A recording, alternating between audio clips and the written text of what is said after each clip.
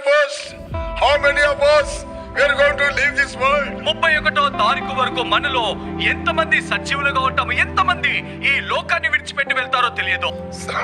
Somebody must be praying for you. బహుశా నువ్వు ఇంకా బ్రతికి ఉన్నావంటే నీ గురించి ఎవరో భారముతో ప్రార్థిస్తున్నారు. ఆ ప్రార్థనను బట్టి నువ్వు బ్రతుకున్నావు. Because of somebody's prayer. ఎవరో ప్రార్థనను బట్టి.